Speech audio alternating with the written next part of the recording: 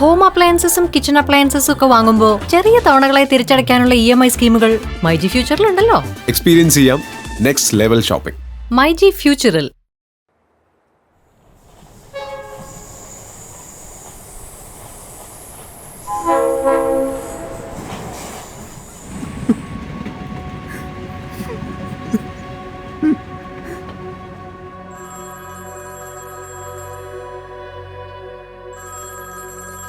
തൊണ്ണൂറുകളുടെ പകുതി പിന്നിട്ട കാലം. എറണാകുളത്തെ ചിറ്റാട്ടുകരയിലെ ഒരു മരണാന്തര സഹായ സംഘത്തിന്റെ ഓഫീസിൽ ടെലിഫോൺ നിർത്താതെ റിങ്ങു ചെയ്യുകയാണ്. സാധാരണ വീടുകളിൽ ലാൻഡ് ഫോണുകൾ വന്നു തുടങ്ങുന്നതിന് മുൻപുള്ള ആ കാലത്ത് നാട്ടുകാരുടെ എല്ലാം ആശ്രയം ഈ ടെലിഫോണായിരുന്നു. പതിവ് പോലെ നാട്ടുകാരിൽ ഒരാൾക്കുള്ള കോളായിരുന്നു അത്. ഹലോ. എന്നാൽ മറുതലയ്ക്കൽ നിന്നുള്ള സംസാരം കേട്ടു തുടങ്ങി 2-3 സെക്കൻഡുകൾക്കുള്ളിൽ ഫോൺ എടുത്തയാളുടെ മുഖഭാവം മാറി തുടങ്ങി. കോട്ടയത്ത് നിന്നുള്ള ആ ഫോൺ കോൾ സിനിമാ സംവിധായകൻ സാക്ഷാൽ സിബി മലയിലിന്റെ സെറ്റിൽ നിന്നായിരുന്നു. അവർക്ക് വേണ്ടത് ചിറ്റാട്ടുകരയിലെ ഗംഗാധരന്റെയും കൗസല്യയുടെയും ഇളയ മകനെയാണ്. നാട്ടിൽ അത്യാവശ്യം മിമിക്രിയും കോമഡി ഷോകളും എല്ലാം ചെയ്തു നടക്കുന്ന ആ ചെറുപ്പക്കാരനെ തേടി സിനിമയിൽ നിന്നും വിളി വന്നിരിക്കുന്നു. ഒരു തുടക്കക്കാരന് സിബി മലയിലിനെ പോലൊരു വലിയ സംവിധായകന്റെ ചിത്രത്തിൽ ഒരു വേഷം ലഭിക്കുക എന്നത് അയാൾ ഭാഗ്യമായി കരുതി. ഒട്ടും താമസിച്ചില്ല.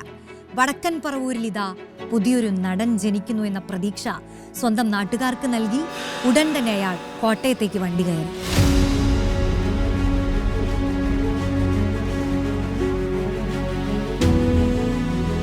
നീ വരുവോളം എന്ന സിനിമയുടെ സെറ്റായിരുന്നു അത്. ഷൂട്ടിംഗ് തുടങ്ങി. 9ഓളം സീനുകളിൽ അഭിനയിച്ചു. ഇനി ആകെയുള്ളത് 2 സീനുകൾ. അതിലാദ്യത്തേത് മലയാളത്തിലെ അഭിനയ കുലപതികളായ തിലകനും ജഗതിക്കുമൊപ്പം ഡയലോഗ് പറയുന്ന സീനാണ്. Take 1, scene 1, 1, 2. Action. Cut. Take 2, scene 1, 1, 2. Action. Cut. Take 3, scene 1, 1, 2. Action. Cut it. ടേക്കുകൾ അങ്ങനെ നീണ്ടുപോയി. 1 ആയി, 2 ആയി, 3 ആയി, ഒടുവിൽ 9 ആയി. Take 9, scene 1, 1, 2. Action. Cut it. ജഗതിക്കും തിലകനുമുള്ള timing ആ മിമിക്രിക്കാരനില്ല എന്ന് പറഞ്ഞായിരുന്നു അത്രയും ടേക്കുകൾ. Pack up. ഒടുവിൽ അന്നത്തേക്ക് ഷൂട്ട് പാക്കപ്പ് പറഞ്ഞു. പിറ്റേ ദിവസം രാവിലെ ഡയലോഗുകളെല്ലാം ഒന്നുകൂടി മനഃപ്പാഠമാക്കുന്നതിനിടയിൽ ആ ചെറുപ്പക്കാരനെ തേടി പ്രൊഡക്ഷൻ കൺട്രോളറുടെ അസിസ്റ്റന്റ് മുറിയിലെത്തി. അതെ, തിലകൻ ചേട്ടൻ ഇന്നലെ തന്നെ പോയി. താൻ വേണേ നാട്ടിലോട്ട് പൊക്കോ. ചേട്ടൻ വരുമ്പോൾ ഞങ്ങൾ അറിയിക്കാം.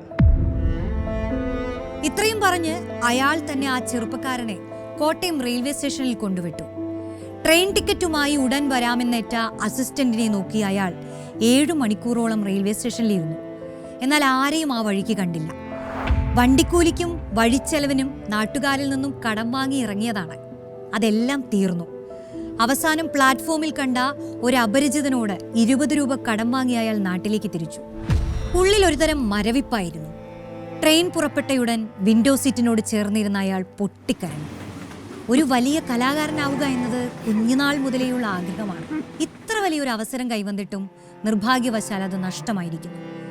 അഭിനയിക്കാൻ അറിയില്ലെന്ന് പറയാതെ പറഞ്ഞാണ് സിനിമാ സെറ്റിൽ നിന്നും ഇറക്കിവിട്ടിരിക്കുന്നത്. ഗംഗാധരന്റെയും കൗസല്യയുടെയും മകന്റെ സിനിമയുടെ റിലീസും കാത്തിരിക്കുന്ന ചിറ്റാട്ടുകരക്കാരോട് എന്ത് സമാധാനം പറയും? അയാൾക്ക് സ്വയം നിയന്ത്രിക്കാനായില്ല. അന്ന് ആ ട്രെയിനിൽ കടം വാങ്ങിയ ടിക്കറ്റും നെഞ്ചോട് ചേർത്ത് കരഞ്ഞ ആ ചെറുപ്പക്കാരൻ പക്ഷേ പിന്മാറാൻ ഒരുക്കമായിരുന്നില്ല. മുഖ്യധാരാ സിനിമയുടെ വരേണ്യമായ ചുറ്റുപാടുകളിലേക്ക് എളുപ്പത്തിൽ കടന്നുകയറാനുള്ള മൂലധനമൊന്നും കയ്യിലില്ലാതിരുന്നിട്ടും എല്ലാ അവഹേളനങ്ങളെയും ചവിട്ടിത്താഴ്ത്തലുകളെയും അതിജീവിച്ച് സകല പ്രമാണിത്വത്തോടുമുള്ള സഹജമായ റിബൽ മുഖഭാവത്തോടെ അയാൾ സിനിമയുടെ ഉയരങ്ങളിലേക്ക് നടന്നുകയറി.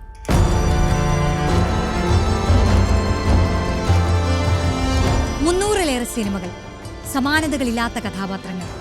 നടനും സംവിധായകനും കഥാകൃത്തുമെല്ലാമായി 3 പതിറ്റാണ്ടുകാലം അയാൾ മലയാള സിനിമയിൽ വിലസി. ഹാസ്യ കഥാപാത്രങ്ങളെ അവതരിപ്പിച്ചുകൊണ്ട് മലയാള ചലച്ചിത്ര ലോകത്ത് ശ്രദ്ധേയനായി മാറി. അസാമാന്യമായ പ്രകടനങ്ങളിലൂടെ സിനിമയിലെ തമാശ രംഗങ്ങളെക്കുറിച്ചുള്ള സങ്കല്പത്തെ തന്നെ അട്ടിമറിച്ചു. ആഴമേറിയ നിരവധി ക്യാരക്ടർ റോളുകളിലൂടെ ആ പഴയ മിമിക്രിക്കാരന് ചിരിപ്പിക്കാൻ മാത്രമല്ല ചിന്തിപ്പിക്കാനും ഉള്ളലിയിപ്പിക്കാനും കഴിയുമെന്ന് തെളിയിച്ചു.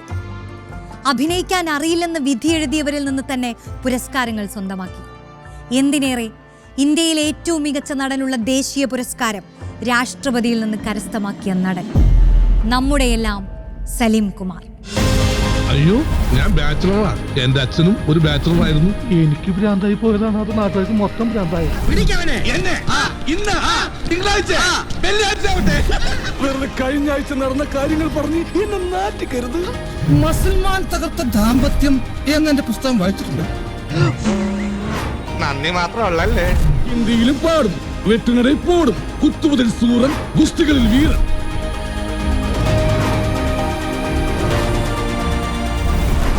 എന്താ സാർ കട്ട് പറഞ്ഞ് കൂടുതൽ നന്നായി പോയത്?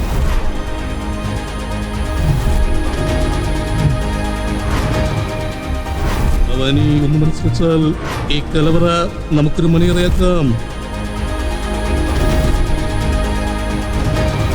അപ്പോ എന്റെ ചോദ്യം ഇതാണ്, ആരാണ് ഞാൻ?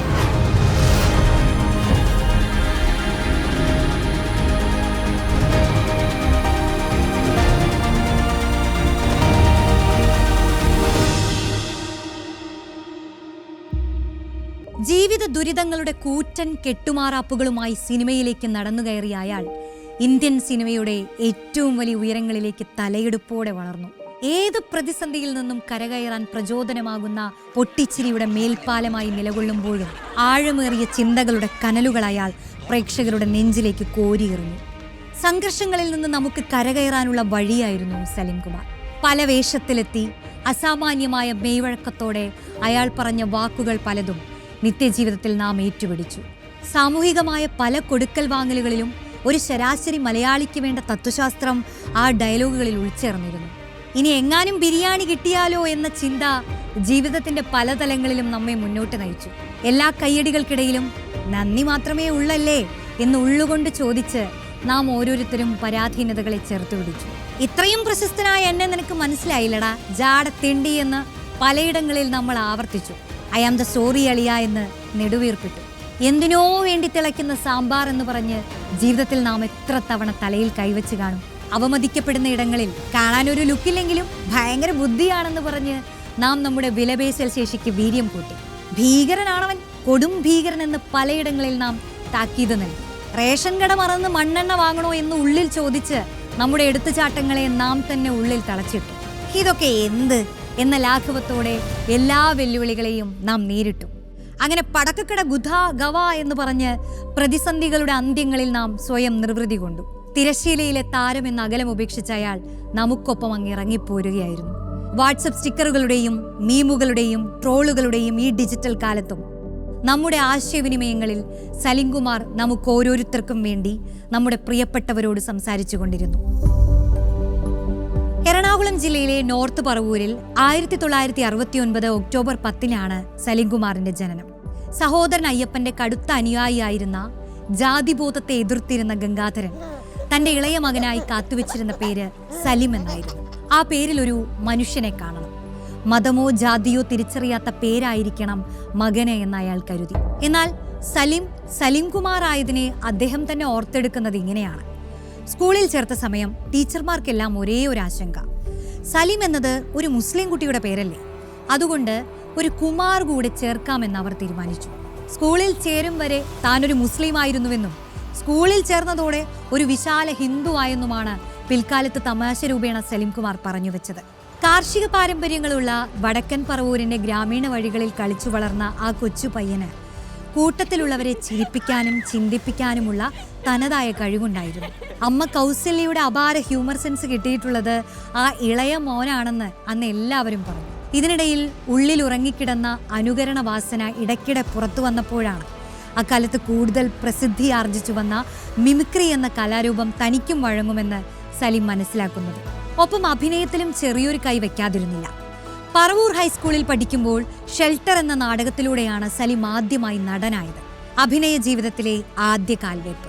മിമിക്രിയിലും മോണോ ആക്ടിലും നാടകങ്ങളിലുമെല്ലാമായി ആവുന്നിടങ്ങളിൽ നിന്നെല്ലാം സമ്മാനങ്ങളും സർട്ടിഫിക്കറ്റുകളും സലീം വാരിക്കൂട്ടി. ദാരിദ്ര്യത്തിന്റെ കൈപ്പുരസം രുചിച്ച് മുന്നോട്ടു പോകുമ്പോഴും സലീമിന് തുണയായത് അച്ഛൻ, അമ്മ എന്നീ 2 വടവൃക്ഷങ്ങളുടെ തണലായിരുന്നു. എന്നാൽ അതിലൊന്ന് അധികം വൈകാതെ തന്നെ കടപുഴകി. 15-ാം വയസ്സിൽ സലിംകുമാറിന് തന്റെ അച്ഛനെ നഷ്ടമായി. ജീവിതത്തെക്കുറിച്ചുള്ള മോഹങ്ങൾ തകരുമെന്ന് കരുതിയിടത്ത് കൂലിപ്പണിയെടുത്ത അമ്മ കൗസല്യ സലീമിനെ പഠിപ്പിച്ചു. അങ്ങനെ മാലിയങ്കര കോളേജിൽ നിന്ന് സലീം പ്രീ ഡിഗ്രി പൂർത്തിയാക്കി. ഡിഗ്രിക്ക് കോളേജിൽ ചേർന്ന് യൂണിവേഴ്സിറ്റി കലോത്സവങ്ങളിൽ മിമിക്രിയിൽ 1ാം സമ്മാനം വാങ്ങണമെന്നതായിരുന്നു സലീമിന്റെ വലിയ മോഹം. അതുവഴി കലാഭവനിലും പിന്നീട് സിനിമയിലും എത്താമെന്ന ആശ. എന്നാൽ അച്ഛന്റെ മരണവും കുടുംബത്തിലെ ദാരിദ്ര്യവും അമ്മയുടെ അസുഖങ്ങളുമെല്ലാം മുന്നിൽ ഒരു ചോദ്യചിഹ്നമായതോടെ തൽക്കാലത്തേക്ക് ആ ചിന്തകളെല്ലാം മാറ്റിവെച്ചു. പറവൂരിൽ ഓട്ടോയോടിച്ചും ചെറിയ ചെറിയ സ്റ്റേജുകളിൽ മിമിക്രി കാണിച്ചും അയാൾ 6 വർഷത്തോളം കുടുംബത്തെ പോറ്റി. അപ്പോഴും ഉള്ളിലെ മോഹങ്ങൾ തിരതള്ളുന്നുണ്ടായിരുന്നു. ഒടുവിൽ എത്ര പ്രയാസപ്പെട്ടായാലും കോളേജിൽ ചേരാൻ തന്നെ തീരുമാനിച്ചു. എന്നാൽ പിറ്റേ ദിവസം കണ്ട വാർത്ത തെല്ലൊന്നുമല്ല സലീമിനെ തളർത്തിയത്. മഹാരാജാസിൽ അഡ്മിഷൻ കഴിഞ്ഞു അത്രേ. പിന്നെ ഒന്നും നോക്കിയില്ല. സമയം കളയാനില്ല എന്ന് തിരിച്ചറിഞ്ഞ സലീംകുമാർ വാടകയ്ക്കെടുത്ത ഒരു സൈക്കിളുമായി ഒരിടത്തേക്ക് വെച്ചുപിടിച്ചു. ആ സൈക്കിൾ ബ്രേക്ക് പിടിച്ചു നിന്നത് വലിയ പുരയിടമൊക്കെയുള്ള ഒരു വീടിന് മുന്നിലായിരുന്നു. അവിടെ ചെന്ന് ഭരതൻ സാർ ഇല്ലേ എന്ന് തിരക്കി. മഹാരാജാസിന്റെ പുതിയ പ്രിൻസിപ്പലായി ചുമതലയേറ്റ ഭരതൻ സാർ തികഞ്ഞ ആത്മവിശ്വാസത്തോടെ തനിക്ക് കിട്ടിയ സർട്ടിഫിക്കറ്റുകളെല്ലാം കാണിച്ച് സലീംകുമാർ അദ്ദേഹത്തോട് പറഞ്ഞത് ഇത്ര മാത്രമാണ്: അഡ്മിഷൻ തീർന്നെന്നും സീറ്റില്ലെന്നും എനിക്കറിയാം. എന്നാൽ എന്നെ കോളേജിൽ ചേർത്താൽ ഈ വർഷത്തെ യൂണിവേഴ്സിറ്റി കലോത്സവത്തിൽ മിമിക്രിക്കുള്ള 1ാം സമ്മാനം ഞാൻ മഹാരാജാസിലെത്തിക്കാം. അത് കേട്ട് മാഷൊന്ന് കിടുങ്ങി. ഇത്ര ആത്മവിശ്വാസത്തോടെ ഒരാൾ മുന്നിൽ വന്നു നിന്ന് സംസാരിക്കുമ്പോൾ തള്ളിക്കളയുന്നത് എങ്ങനെ? അങ്ങനെ കോളേജിലെ ഈവനിംഗ് ബാച്ചിലേക്ക് സലീംകുമാറിന് അഡ്മിഷനായി. ഒടുവിൽ യൂണിവേഴ്സിറ്റി കലോത്സവം വന്നെത്തി. മിമിക്രി മത്സരവേദിയിൽ തീപാറുന്ന പോരാട്ടമാണ്. നായക നടന്മാരും രാഷ്ട്രീയ പ്രമുഖരുമെല്ലാം അനുകരണ കലാകാരന്മാരുടെ സ്വരത്തിലൂടെ അവിടെ പിറന്നു വീണു. ഒടുവിൽ റിസൾട്ട് വന്നു. 3ാം സ്ഥാനം ടിനി ടോം, 2ാം സമ്മാനം അജയകുമാർ എന്ന ഇന്നത്തെ ഗിന്നസ് റെക്കോർഡ്. ഇനി അറിയേണ്ടത് 1ാം സ്ഥാനക്കാരനെയാണ്. അയാൾ വാക്കുപാലിച്ചു, താൻ ജയിക്കുമോ എന്നിങ്ങനെയുള്ള ചോദ്യങ്ങൾക്കും മുകളിലായിരുന്നു ആ നെഞ്ചെടുപ്പുകളുടെ ശബ്ദം. ഒടുവിൽ അത് പ്രഖ്യാപിക്കപ്പെട്ടു. 1ാം സ്ഥാനം സലീംകുമാർ, മഹാരാജാസ്. പിന്നെ കേൾക്കുന്നത് ആർപ്പുവിളികളാണ്. അതെ, ആ യുവാവ് തന്റെ വാക്കു പാലിച്ചു. ആ വർഷത്തെ മിമിക്രി 1ാം സ്ഥാനം അയാൾ മഹാരാജാസിലേക്ക് എത്തിച്ചു. അടുത്തടുത്ത വർഷങ്ങളിലും ഇത് ആവർത്തിച്ചു. അങ്ങനെയിരിക്കെ വിജയശ്രീ ലാളിതരായി മഹാരാജാസുകർക്കൊപ്പം മാർത്തു വിളിച്ചെത്തിയ സലീംകുമാർ ഒരിക്കൽ ഒരു കാഴ്ച കണ്ടു. തന്നെയും കാത്തൊരാൾ മഹാരാജാസിന്റെ ഗേറ്റിൽ ചാരി നിൽക്കുന്നു. കൊച്ചിൻ കലാഭവനിലേക്കുള്ള ക്ഷണവുമായി KS പ്രസാദ്. മിമിക്രിക്കാർ കരയരുതെന്നാണ് പൊതുവിൽ പറയാറുള്ളതെങ്കിലും അന്ന് സലീംകുമാറിന്റെ കണ്ണുകൾ നിറഞ്ഞൊഴുകി. തന്റെ സ്വപ്നത്തിലേക്ക് താൻ നടന്നെടുക്കുന്നു. അതിന്റെ 2 പടികൾ താൻ താണ്ടിക്കഴിഞ്ഞിരിക്കുന്നു. അയാൾക്ക് സന്തോഷവും സങ്കടവും സഹിക്കാനായില്ല. പതിയെ ടെലിവിഷൻ ഹാസ്യ പരിപാടിയായ കോമിക്കോളയിലെ നിറസാന്നിധ്യം, മിമിക്രി വേദികളിൽ തനതായ ചിരിയിൽ ആളുകളെ ചിരിപ്പിക്കുകയും രസിപ്പിക്കുകയും ചെയ്യുന്ന മിമിക്രി കലാകാരൻ എന്ന നിലയിലെല്ലാം അദ്ദേഹം പ്രശസ്തനായി. ഇനി പതിയെ സിനിമയിലേക്ക് കടക്കണം. ചില ശ്രമങ്ങളിൽ പരാജയത്തോടെ മടങ്ങേണ്ടി വന്നെങ്കിലും പതിയെ അവസരങ്ങൾ സലീമിനെ തേടിയെത്തി.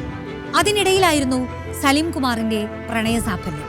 1996 സെപ്റ്റംബർ 14 സലീംകുമാറും സുനിതയും വിവാഹിതരായി. വിവാഹപ്പിറ്റേന്ന് ഷൂട്ടിന് പോകുമ്പോൾ വിരുന്നിന് വരണേ എന്ന സ്നേഹത്തോടെയുള്ള ബന്ധുക്കളുടെ വിളികൾക്ക് ഷൂട്ടിംഗ് കഴിഞ്ഞ് ഫ്രീ ആകുമ്പോൾ വരാമെന്നായിരുന്നു സലീംകുമാറിന്റെ മറുപടി. പറഞ്ഞതുപോലെ തന്നെ അതിനുശേഷം കൈനിറയെ സിനിമകളായിരുന്നു സലീംകുമാറിന്. സിദ്ദിഖ് ഷമീറിന്റെ സംവിധാനത്തിൽ 1996 പുറത്തിറങ്ങിയ ഇഷ്ടമാണ് 100 വട്ടം എന്ന ചിത്രത്തിലാണ് സലീംകുമാറിന്റെ മുഖം ആദ്യമായി വെള്ളിത്തിര കാണുന്നത്. പിന്നീട് ചെറിയ വേഷങ്ങളിൽ കുറച്ച് ചിത്രങ്ങൾ. 2000 വിജി തമ്പി സംവിധാനം ചെയ്ത സത്യമേവ ജയതയിലെ കള്ളന്റെ വേഷം ശ്രദ്ധിക്കപ്പെട്ടു. അങ്ങനെയാണ് റാഫി മെക്കാർട്ടിന്റെ സംവിധാനത്തിൽ പുറത്തിറങ്ങിയ തെങ്കാശിപ്പട്ടണത്തിലേക്ക് സലീംകുമാറിനെ വിളിക്കുന്നത്. സിനിമ ഹിറ്റായതോടെ അദ്ദേഹത്തിന് പിന്നെ തിരിഞ്ഞു നോക്കേണ്ടി വന്നിട്ടില്ല. തെങ്കാശിപ്പട്ടണത്തിലെ മുത്തുരാമൻ, ഈ പറക്കും തളികയിലെ കോശി, മഴത്തുള്ളി കിലുക്കത്തിലെ മായാണ്ടി, CID മൂസയിലെ പേരില്ലാത്ത കിറുക്കൻ കഥാപാത്രം, കല്യാണരാമനിലെ പ്യാരി, പുലിവാൽ കല്യാണത്തിലെ മണവാളൻ, ബുദ്ധി കൊണ്ട് ലുക്കിനെ തോൽപ്പിച്ച മീശമാധവനിലെ അഡ്വക്കേറ്റ് മുകുന്ദനുണ്ണി, മായാവിയിലെ ലോക്കൽ ചട്ടമ്പി കണ്ണൻ സ്രാങ്ക്, കുഞ്ഞിക്കൂനലിലെ സ്ത്രീലമ്പടനായ ചന്ദ്രൻ, ഫുൾ ടൈം തണ്ണിയായ ഗ്രാമഫോണിലെ തബലഭാസ്കരൻ, കിളിച്ചുണ്ടൻ മാമ്പഴത്തിലെ ഉസ്മാൻ, പട്ടാളത്തിലെ SI ഗബ്ബാർ, ചതിക്കാത്ത ചന്തുവിലെ ഡാൻസ് മാസ്റ്റർ വിക്രം, പാണ്ടിപ്പടയിലെ ഉമാകാന്തൻ, രാപ്പകലിലെ ആനപ്പാപ്പാൻ ഗോവിന്ദൻ, രാജമാണിക്യത്തിലെ ദാസപ്പൻ, ഉദയനാണ് താരത്തിലെ റഫീഖ്, ലയണിലെ പൊറ്റക്കുഴി ചെല്ലപ്പൻ, തുറുപ്പുകുലാനിലെ ഖാദർ ആൻഡ് ഖാദർ, അച്ഛനുറങ്ങാത്ത വീട്ടിലെ സാമുവൽ, അറബിക്കഥയിലെ കരീം, കഥ പറയുമ്പോഴിലെ കവി വടക്കേ മുറിദാസൻ, 2020 ഇന്ദുചൂടൻ IPS, ചട്ടമ്പിനാടിലെ മാക്രി ഗോപാലൻ, പെരുമഴക്കാലത്തിലെ ആമുയളാപ്പ, പോക്കിരി രാജയിലെ നോവലിസ്റ്റ് മനോഹരൻ മംഗളോദയൻ, ബെസ്റ്റ് ആക്ടറിലെ വടിവാൾ പ്രാഞ്ചി, മേരിക്കുണ്ടൊരു കുഞ്ഞാടിലെ ലോനപ്പൻ, തൊമ്മനും മക്കളിലെ രാജാക്കണ്ണൻ, ആദാമിന്റെ മകൻ അബുവിലെ അബു, കട്ടപ്പനയിലെ ഹൃത്തിക് റോഷനിലെ നക്സലൈറ്റ് ചന്ദ്രൻ എന്നിങ്ങനെ മലയാളി എന്നും നെഞ്ചോട് ചേർക്കുന്ന എത്രയെത്ര കഥാപാത്രങ്ങൾ. റാഫി മെക്കാർട്ടിനെയും ഷാഫിയെയും പോലുള്ള കോമഡി ഹിറ്റ് മേക്കർമാരുടെ രുചിക്കൂട്ടിലെ ഏറ്റവും ആസ്വാദ്യകരമായ ചേരുവയായി സലിംകുമാർ മാറിയപ്പോൾ വാക്കും നോട്ടവും തുടങ്ങി അടപടലം സലിംകുമാർ ഒരു ചിരിമരുന്നായി മാറിയിരുന്നു. ഹാസ്യവേഷം മാത്രമല്ല, കൂടുതൽ അഭിനയ പ്രാധാന്യമുള്ള സീരിയസ് വേഷങ്ങളും തനിക്ക് ചേരുമെന്ന് സലിംകുമാർ തെളിയിച്ചു. 2006 പുറത്തിറങ്ങിയ ലാൽ ജോസ് ചിത്രം അച്ഛനുറങ്ങാത്ത വീടായിരുന്നു ഇതിന് തുടക്കം. ചിത്രത്തിലെ സാമുവൽ എന്ന കഥാപാത്രം മികച്ച രണ്ടാമത്തെ നടനുള്ള സംസ്ഥാന ചലച്ചിത്ര പുരസ്കാരം സലിംകുമാറിന് നേടിക്കൊടുത്തു. 2010 പുറത്തിറങ്ങിയ ആദാമിന്റെ മകൻ അബുവിലൂടെ വെള്ളിത്തിരയിൽ വിസ്മയങ്ങൾ തീർക്കാനാകുമെന്ന് വീണ്ടും സലിംകുമാർ തെളിയിച്ചു. മേരിക്കുണ്ടൊരു കുഞ്ഞാടിലെ ലോനപ്പൻ ആദ്യം ചിരിപ്പിക്കുകയും കരയിപ്പിക്കുകയും ചെയ്തു. ദീപു കരുണാകരന്റെ ഫയർമാനിലെ നരേന്ദ്രനാചാര്യാകട്ടെ അല്പം ദുരൂഹത നിറഞ്ഞ കഥാപാത്രവുമായി. അതിനിടെ ധനുഷിനൊപ്പം തമിഴിൽ മാരിയാനിലും സലിംകുമാർ വേഷമിട്ടു. സിനിമയിൽ 2.5 പതിറ്റാണ്ട് പിന്നിടുമ്പോൾ ആ അഭിനയ പ്രതിഭ തന്റെ കർമ്മപുസ്തകത്തിൽ 300ഓളം സിനിമകളെ ചേർത്തുവെച്ചിട്ടുണ്ട്. 3 സിനിമകൾ സംവിധാനം ചെയ്തിട്ടുണ്ട്. മികച്ച നടനുള്ള ദേശീയ അവാർഡും സ്റ്റേറ്റ് അവാർഡും നേടി. ഹാസ്യ കഥാപാത്രങ്ങൾ, വില്ലൻ റോളുകൾ, നായകവേഷങ്ങൾ എന്നിവയെല്ലാം ചെയ്തു. ഇതെല്ലാം അഭിനയ തികവിൽ സ്വന്തം പേരിനോട് ചേർത്തുവെച്ച നേട്ടങ്ങളാണെങ്കിലും സലിംകുമാർ എന്ന സാമൂഹ്യ ജീവി ഈ കാലത്തോട് മറ്റു പലതും പറഞ്ഞുവെച്ചു. ഒരു കലാകാരൻ കലാപകാരിയാകണമെന്നാണ് പറയാറുള്ളതെങ്കിൽ അതിനുത്തമ ഉദാഹരണമാണ് സലിംകുമാർ. വ്യക്തമായ കാഴ്ചപ്പാടുകളുള്ള, ആരെയും കൂസാതെ അഭിപ്രായങ്ങൾ പറയുന്ന, നർമ്മത്തിന്റെ മേമ്പൊടിയിൽ വിമർശിക്കുന്ന, തന്റെ രാഷ്ട്രീയ മേധൊന്നുയർത്തിക്കാണിക്കാൻ ഒരു വടിയുമില്ലാത്ത പച്ചയായ മനുഷ്യൻ, ആരെയും സുഖിപ്പിക്കാൻ നിൽക്കാത്ത, ആർക്കു മുന്നിലും നട്ടല് വളയ്ക്കാത്ത പച്ചയായ മനുഷ്യൻ. 2016 അമ്മ സംഘടനയിൽ നിന്നും രാജിവെച്ച സംഭവം അതിനുത്തമ ഉദാഹരണമാണ്.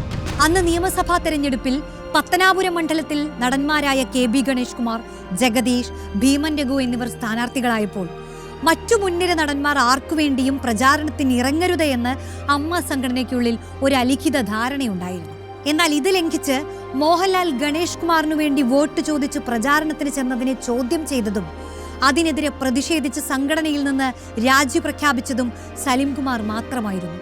തലപ്പത്തിരിക്കുന്നവർ മാർഗനിർദ്ദേശങ്ങൾ ലംഘിക്കുന്നത് ശരിയല്ലെന്നും സാധാരണക്കാരായ അംഗങ്ങൾക്ക് നീതി ലഭിക്കുന്നില്ലെന്നും ആരോപിച്ചും വളരെ രൂക്ഷമായി മോഹൻലാലിനെ വിമർശിച്ചുമായിരുന്നു സലിംകുമാർ ഇറങ്ങിപ്പോന്നത്. അഭിപ്രായങ്ങളിലും തീരുമാനങ്ങളിലുമുള്ള ഈ റിബലിസം അയാളുടെ ജീവിത ശൈലി തന്നെയായിരുന്നു, നിലപാടായിരുന്നു. വിമർശനത്തിന്റെ ചൂരൽ കഷായം സലിംകുമാറിന്റെ കയ്യിൽ നിന്നും കിട്ടാത്തവരായി ആരും തന്നെ ഇല്ലെന്ന് പറയാം. സോഷ്യൽ മീഡിയയിലെ വ്ളോഗർമാരും ജൻസി കുട്ടികളും മതസ്പർദ്ധ വളർത്തുന്നവരും അക്രമരാഷ്ട്രീയത്തിന് കൊടികിട്ടുന്നവരും തുടങ്ങി സമൂഹത്തിന്റെ പല മുക്കിലും മൂലയിലുമുള്ളവർ ആ വിമർശനത്തിന്റെ ചൂടറിഞ്ഞിട്ടുണ്ട്. കണ്ണൂരിൽ അക്രമരാഷ്ട്രീയത്തിന്റെ ബാക്കി പത്രമായി കൊല്ലും കൊലയും ഒരു നിത്യസംഭവമായി മാറിയപ്പോൾ രാഷ്ട്രീയ കൊലപാതകങ്ങളിൽ ഇരയും വേട്ടക്കാരനുമെല്ലാം സാധാരണക്കാരായ മനുഷ്യരാണെന്നും ഏതെങ്കിലും രാഷ്ട്രീയ നേതാക്കളുടെ മക്കളോ കുടുംബാംഗങ്ങളോ ഇത്തരം അക്രമങ്ങളിൽ ഇരയാകുന്നുണ്ടോ എന്നും സലിംകുമാർ തന്റെ ഇടത്തോടെ ചോദിച്ചിരുന്നു.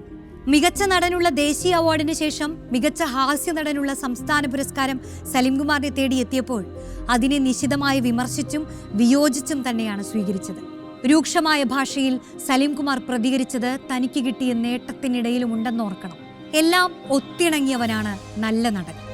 അങ്ങനെ ഒരു അവാർഡ് കൊടുക്കുന്നതിനിടയിൽ ഹാസ്യത്തിന് മാത്രമായി എന്തിനാണ് അവാർഡെന്ന് സലിംകുമാർ ചോദിച്ചപ്പോൾ അതൊരിക്കലും ദേശീയ അവാർഡ് വാങ്ങിയ അഹങ്കാരത്തിന് പുറത്തു വന്ന വാക്കുകളല്ല എന്ന് മലയാളി തിരിച്ചറിഞ്ഞിരുന്നു. ജാതിക്കും മതത്തിനും അതീതമാണ് തന്റെ ജീവിത വീക്ഷണമെന്ന് ഉറക്കെ പ്രഖ്യാപിക്കാൻ സലിംകുമാർ ഒരിക്കലും മടിച്ചിട്ടില്ല. സ്വന്തം പേരിന്റെ വേര് ചെന്നെത്തി നിൽക്കുന്ന നവോത്ഥാനത്തിന്റെ ഒരേടിനെ പകർത്തിയെഴുതുന്നതാകണം തന്റെ ജീവിതമെന്ന ദൃഢനിശ്ചയം ജീവിതകാലത്തുടനീളം സലിംകുമാറിനുണ്ടായിരുന്നു. സമൂഹത്തിൽ ഏറ്റവും അടിത്തട്ടിലുള്ള ജീവിതം അനുഭവിച്ചറിഞ്ഞു വന്ന സലിംകുമാർ അവിടെ കാലുറപ്പിച്ച് നിന്നാണ് ഉയരങ്ങളിലേക്ക് വളർന്നത്. സ്വന്തമായി കഥയെഴുതി സംവിധാനം ചെയ്ത കറുത്ത ജൂതൻ എന്ന സിനിമയിൽ കേരളത്തിലെ ജൂത കുടിയേറ്റ കാലത്തെ വംശീയ വിവേചനങ്ങളെ അടയാളപ്പെടുത്തുകയാണ് അദ്ദേഹം ചെയ്തത്. കറകളഞ്ഞ കോൺഗ്രസ്സുകാരനായിരുന്നു അദ്ദേഹം. എന്നാൽ ഒരു കാലത്തും അധികാര രാഷ്ട്രീയത്തിൻ്റെ ഇടനാഴികളിൽ അദ്ദേഹം ഓരം പറ്റി നിന്നില്ല. നിറം മങ്ങിയ കാലത്തും കോൺഗ്രസിന് വേണ്ടി വാദിക്കുകയും ശക്തിയുക്തം സ്വരമുയർത്തുകയും ചെയ്ത മനുഷ്യനായിരുന്നു അയാൾ. ആനുകൂല്യങ്ങൾക്ക് വേണ്ടി ശബ്ദമുയർത്തുന്ന ഒരാളായിരുന്നില്ല സലിം. ഏറ്റവും ഒടുവിൽ അവശതകളെ മറന്ന് രോഗാവസ്ഥയെ മറന്ന അയാൾ ഈ തെരഞ്ഞെടുപ്പ് കാലത്തും UDF വേദികളിൽ നിറസാന്നിധ്യമായിരുന്നു. 2018 മഹാപ്രളയകാലത്ത് പറവൂരിലെ സ്വന്തം വീടായ ലാഫിംഗ് വില്ല ദുരിതബാധിതർക്കായി തുറന്നു നൽകിയത് പറവൂരുകാർ ഒരു കാലത്തും മറക്കില്ല. സ്വന്തമായി ഒരു മുറി മാത്രം മാറ്റിവെച്ച് അയൽപ്പക്കത്തെ 40ഓളം കുടുംബങ്ങൾക്ക് ഭക്ഷണവും അഭയവും നൽകി അന്ന് അയാൾ തൻ്റെ നാടിനൊപ്പം നിന്നു. സർക്കാർ ഹെലികോപ്റ്റർ ഏർപ്പെടുത്തിയിട്ട് പോലും തൻ്റെ നാട്ടുകാരെയെല്ലാം സുരക്ഷിതരായി ബോട്ടുകളിൽ കയറ്റിവിട്ട ശേഷം മാത്രമാണ് അദ്ദേഹം ആ വീട്ടിൽ നിന്നും പടിയിറങ്ങിയത്. ഒരു വലിയ ജനപ്രിയ നടനായിരിക്കുമ്പോഴും നാട്ടുകാർക്കിടയിൽ സാധാരണക്കാരനായി എല്ലാവർക്കും താങ്ങും തണലുമായി ജീവിച്ച വ്യക്തിത്വം. നിലപാടുകളിൽ ഉറച്ചു നിൽക്കുമ്പോഴും രാഷ്ട്രീയത്തിനതീതമായി ദുരന്തമുഖങ്ങളിൽ ഒരുമിച്ച് നിൽക്കാൻ ആഹ്വാനം ചെയ്ത വ്യക്തിത്വം.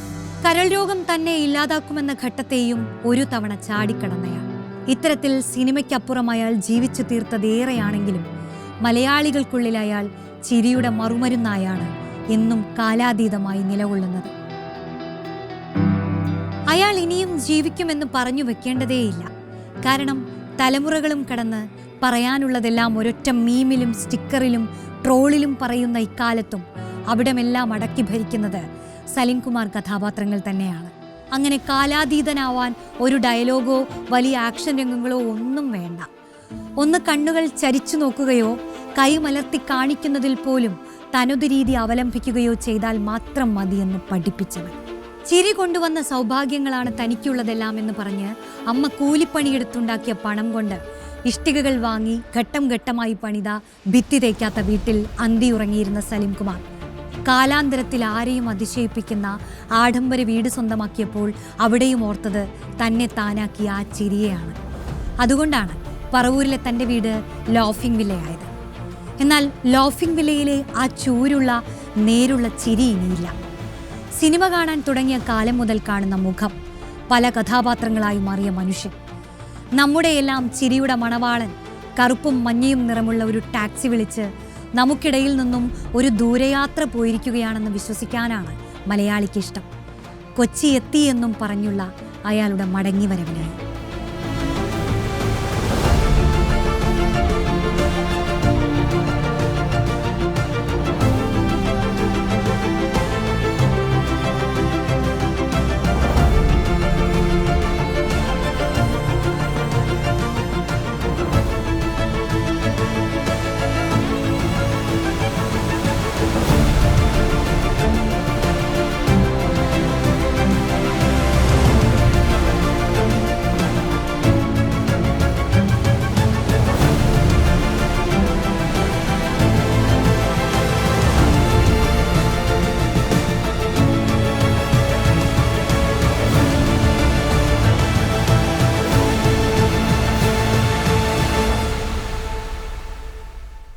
ഹോം അപ്ലയൻസസും കിച്ചൺ അപ്ലയൻസസും ഒക്കെ വാങ്ങുമ്പോൾ ചെറിയ തവണകളായി തിരിച്ചടയ്ക്കാനുള്ള EMI സ്കീമുകൾ മൈജി ഫ്യൂച്ചറിലുണ്ടല്ലോ.